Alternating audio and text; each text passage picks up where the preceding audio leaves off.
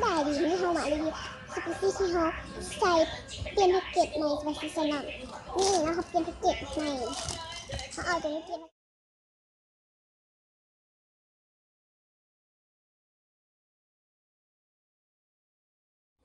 ได้ดีนี่เขามาเลยสปีซี่ที่เขาใส่เปลี่ยนแพ็กเกจใหม่สปีซี่สนองนี่นะครับเปลี่ยนแพ็กเกจใหม่เขาเอาตัวนี้เปลี่ยนเจอนี่เห็นป่ะที่จะเป็นนี่ดูนี่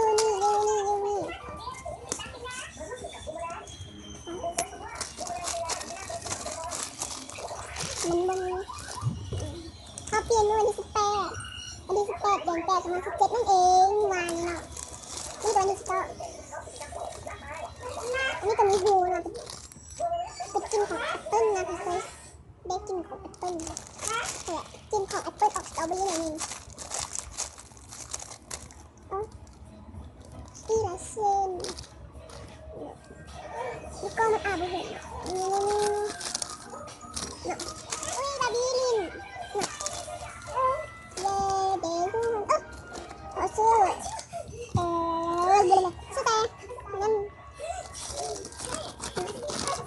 แต่เดือน2เนาะรถในเดือน2มี5 2017นั่นเองซื้อมาหลายปีแล้วมีก้อยมีกันไปหาเงินออก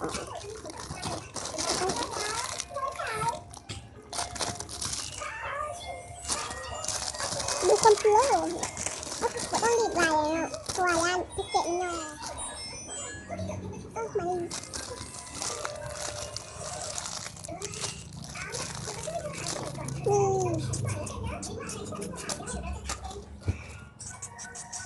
ตอนนี้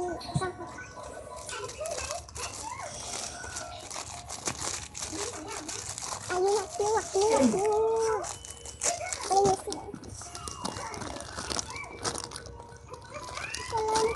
อันนี้มันไปกินว่าไปถึงอะไรมาเนี่ย